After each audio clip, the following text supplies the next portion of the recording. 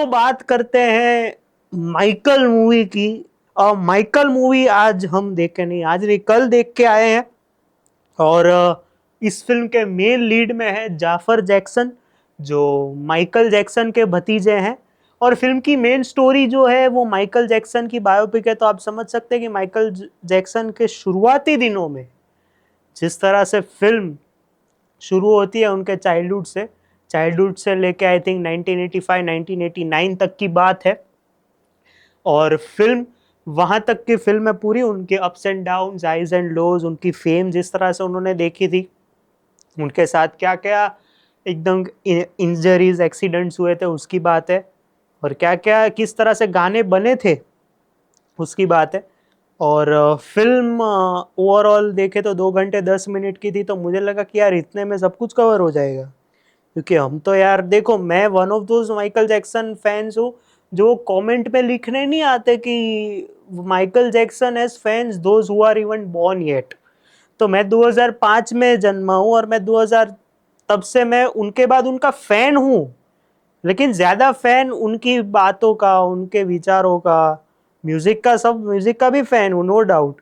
आज कल मैंने वाइब किया है सारे गानों पे, लेकिन उनके विचारों का, वो कैसे अपनी लाइफ जिए थे थ्रू आउट, और इसमें जिस तरह से वो दिखाया है, जस्टिफाई किया है रादर, टू बी ऑनेस्ट।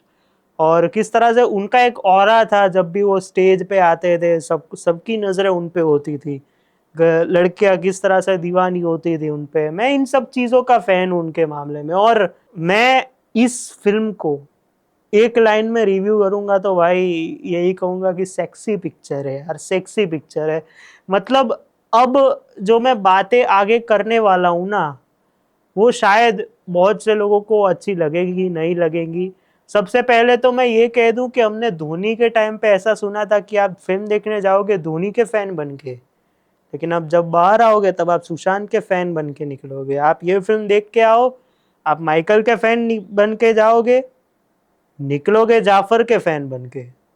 उसके अलावा एक और चीज मैं बताता हूं, Dhoni is one of my idols. मैं उनका मतलब favourite, one of my favourite cricketers या फिर आइडल्स जो आप कह सकते हो वो कह दो।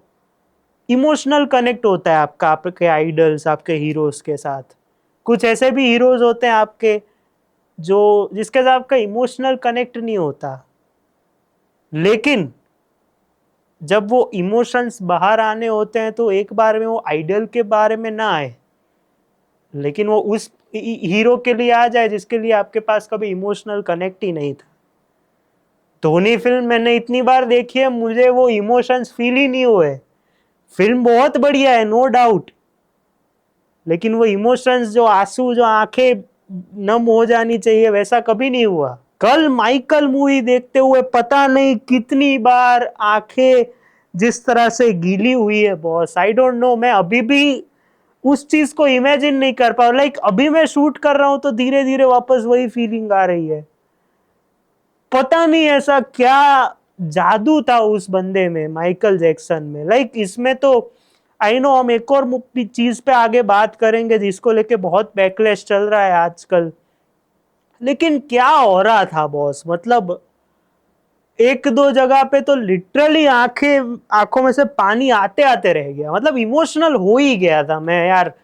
क्या बंदा था बॉस। मतलब उस टाइम पे जो पॉपुलैरिटी होगी तो वो तो फैंस उनके ज्यादा बता पाएंगे, लेकिन यार मैं इतना मतलब डीप डाइव किसी बायोपिक में इतना नहीं किया आज तक, और ये अलग ही निकली है बॉस, अलग ही निकली है।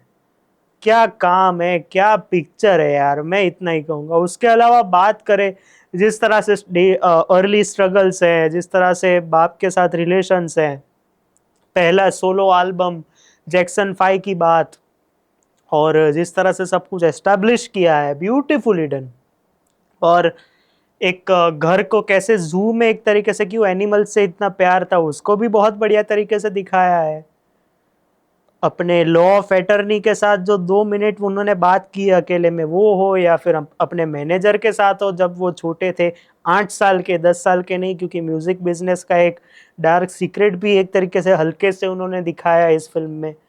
तो बहुत बढ़िया तरीके से सब कुछ सेटअप किया है इसको, इस फिल्म को, और फिल्म को आधी छोड़ दिया है। मेरे को लगा था सब कुछ आई थिंक जब तक वो गुजरे नहीं तब तक की बात होगी, लेकिन 1985 या 89 में भूल चुका हूँ, वहाँ पे फिल्म एंड हो जाती है और लास्ट में लिखा हुआ आता है हिज स्टोरी कंटिन्यूज।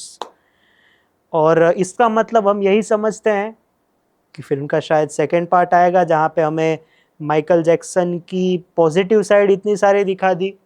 अब पॉजिटिव नेगेटिव दोनों दिखाएंगे कि उनके ऊपर जो अ, जिस तरह के एक्यूजेशंस लगे थे, सेक्सुअल एक्यूजेशंस, किस तरह से उनकी आगे की एल्डर लाइफ रही थी 50 इयर्स तक, किस तरह से वो डिप्रेशन से बैटल कर रहे थे, किस तरह से उनको जो स्किन डिजीज़ था उसकी वजह से पूरा उनका कलर ही चेंज हो गया था, उनके नोज़ के साथ क्या हुआ था, शायद ये सब पता चले हमें।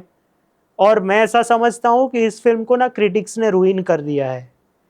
ये वन ऑफ दोज प्रोजेक्ट्स है जहाँ पे मैं आपको बताता हूँ कि अभी ऐसा मेरे को सुनने में मिला है कि अगर इसको पॉजिटिव रिस्पॉन्स नहीं मिलता तो इसका सेकेंड पार्ट नहीं बनेगा। तो अब ये हम सबके हाथ में है कि इसको पॉजिटिव रिस्पॉन्स मिले ताकि हमें पूरी चीज़, पूरी फिल्म माइकल जैक्सन की हमें पूरी देखने को मिले। अगर पॉजिटिव नहीं रिएक्शन नहीं मिलेंगे तो फिल्म का सेकेंड पार्ट बनने से रहा है, ऐसा कहने को मिल रहा है हमें। और मैं ऐसा समझता हूँ कि अगर वैसा होगा भी तो मैं क्रिटिक्स को ब्लेम करूंगा। जिस तरह से नेगेटिव रिव्यूज मैंने पढ़ना शुरू किए थे आई थिंक मंडे ट्यूसडे से, मेरे को लगा यार इतनी खराब तो पिक्चर नहीं होगी जितना तो ये लोग सारे नेगेटिव बोल रहे हैं। बहुत से लोगों का ऐसा कहना था कि उनके ऊपर जो एक्यूजेशंस और वगैरह दिखाए लगे थे वो तो दिखाया ही नहीं। ये सब अंधे थे जो लास्ट तक नहीं रुके और उन्होंने पढ़ा नहीं कि हिज स्टोरी कंटिन्यूज का मतलब सेकंड पार्ट में शायद दिखा दे। अच्छा है इन्होंने संजू फिल्म नहीं देखी बॉलीवुड की, वरना वो तो फिर तो पागल हो जाएंगे कि यार एक आदमी की पूरी इमेज ही वाइट वॉश कर दी थी। तो ये तो कुछ भी नहीं है। लेकिन भाई थोड़ी तो अक्ल होनी चाहिए यार। मेरे को लगा था कि सबने देखा होगा कि माइकल जैक्सन की पूरी लाइफ दिखाएंगे, उन्होंने ऐसा प्रॉमिस किया है। और इवन समझ लो कि शायद ना देखा है, शायद ना, तो ऐसा पहली बार थोड़ी होगा कि किसी एक्टर एक्ट्रेस की इमेज वाइट वॉश की जाएगी किसी भी सिनेमा में। पॉलिटिशियंस हो, म्यूजिक आर्टिस्ट हो, एक्टर एक्ट्रेसेस, सबकी वाइट वॉश किसी ना किसी तरीके से होती रहती है ना इमेज। तो ये तो वैसे भी उनको भी कहीं ना कहीं हक है। मैं तो वैसे स्टॉन्च सपोर्टर या फिर फैन हूं माइकल जैक्सन का उस चीजों में कि जो फेक एक्यूजेशंस लगे थे, जिस तरह से उन्होंने ओपनली कॉल आउट किया था उस टाइम पे आई थिंक सोनी के हेड को कि ये सब साले कौन है वो मैं बताता हूं आपको, चलो ऐसा करो रिकॉर्ड कर लो, वो जो एक क्लिप घूम रही है। तो ये सब ऐसे तो नहीं है ना कि ये सब कुछ ओपन में ही है। ऐसा तो नहीं हो सकता कि एक पार्ट में दिखा दिया और अब सेकंड पार्ट में ना ही दिखाए। तो भाई लास्ट में लिखा है कि सेकंड पार्ट आएगा तो भी लोग कह रहे हैं कि माइकल जैक्सन की लेगेसी को खराब कर रही है या फिर जो सारे एक्यूजेशन थे उसको दिखा नहीं। भाई तुम अंधे हो क्या सीरियसली। खैर पॉजिटिव्स की बात करते हैं। एक कॉन्सर्ट एक्सपीरियंस मिल जाता है आपको 160 की टिकट पे। मैं 160 की टिकट पे कॉन्सर्ट का एक्सपीरियंस लेके आया, वो भी माइकल जैक्सन का। बॉस क्या मतलब मजे आए एकदम। जो उनका थ्रिलर किस तरह से उसी शूट लोकेशन पे जहाँ पे माइकल जैक्सन ने शूट किया था, वो थ्रिलर का पूरा माहौल बहुत बढ़िया दिखाया है। गाने का बीट इट का गाना लास्ट का तो 20-30 मिनट जो है ना बॉस, मजा आ गया यार। वहां पे ही पैसा वसूल हो गया था मेरा तो कि क्या कॉन्सर्ट दिखाया है बॉस, उसमें भी जाफर जैक्सन। उसकी हम आगे बात करेंगे। उसके बाद जिस तरह से अब्यूज दिखाया है माइकल जैक्सन के ऊपर उनके पिताजी करते थे और किस तरह से उनको एक नोट छापने की मशीन ही समझ लिया था। और उसके बाद लास्ट में एक बिग रिवील करते हैं जैक्सन 5 के रिलेटेड माइकल जैक्सन। तो वहां पे उनके और उनके पिताजी के जिस तरह से एक्सप्रेशन है एक दूसरे के, वो बहुत बढ़िया है।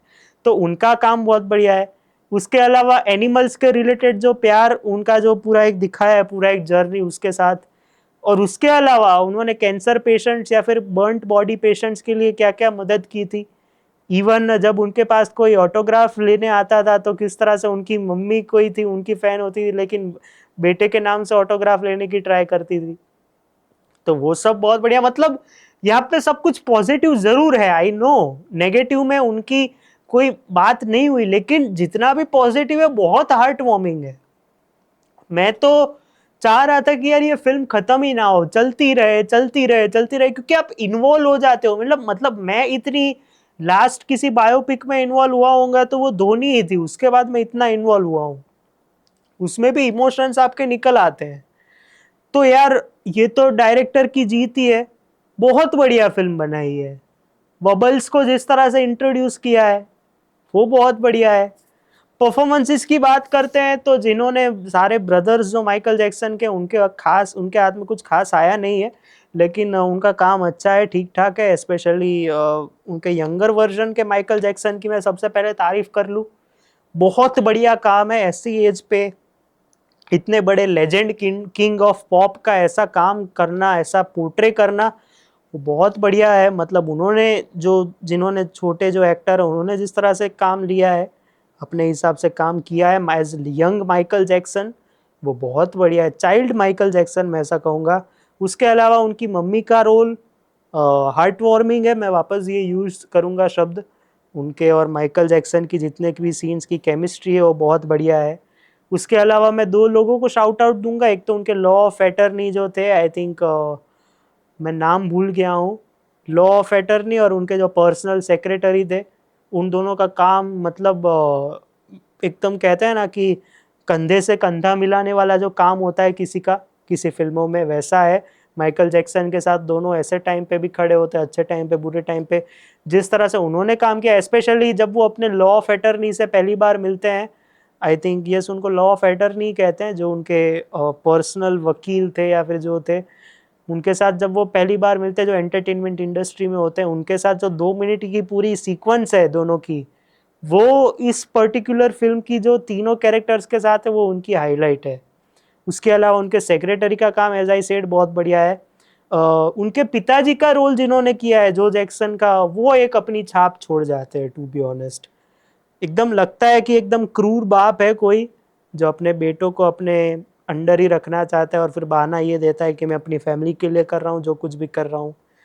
लेकिन उन्होंने अपनी छाप छोड़ी है थ्रू आउट द फिल्म, और स्पेशली लास्ट में मैंने जो बोला, उनके और माइकल के आई टू आई कॉन्टेक्ट के साथ जिस तरह से एक्सप्रेशंस थे उनके, बहुत बढ़िया थे। Last but not the least, Jaafar Jackson, मैंने फॉलो ऑलरेडी फिल्म के बीच में ही कर दिया था।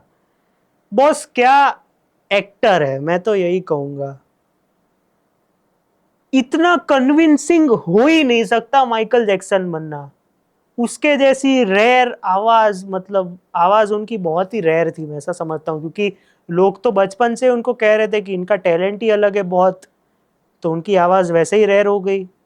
उनका डांस, उनका मून वॉक, उनका प्यार एनिमल्स के लिए, उनका कहते हैं ना कि उनका प्यार बबल्स के लिए, इवन भाई क्या पोर्ट्रे किया है यार। मतलब मैं तो अब ऑस्कर ही एक्सपेक्ट कर सकता हूं इस परफॉर्मेंस के लिए जाफर जैक्सन से।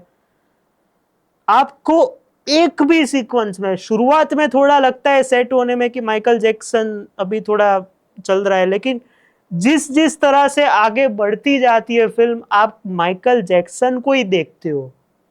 पूरी फिल्म में मुझे जाफर तो दिख ही नहीं रहा था। ये जो एक मिथ होता है ना कभी कभी, इतनी परफेक्ट कास्टिंग नहीं होती लेकिन फिर भी कहते हैं मुझे पूरी फिल्म में वो तो दिख ही नहीं रहा, मुझे तो वो दिख रहे थे, लेकिन ये रियलिटी है।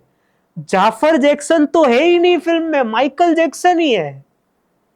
क्या डांस किया है, क्या डायलॉग्स बोले हैं, क्या एक्सप्रेशन है उनकी तरह से, वो जिस तरह से वो हंसते थे, और उसमें भी जो लास्ट 20 मिनट में बंदा कॉन्सर्ट में नाचा है और क्या गाया है उसने, रिक्रिएट किए गाने या फिर पुराने ही गाने यूज किए, लेजेंड है बॉस। मतलब ये रेयरली ये शब्द निकलता है, लेकिन Jaafar Jackson is a legend. क्या खुद के चाचा जी को पोर्ट्रे किया है उसने,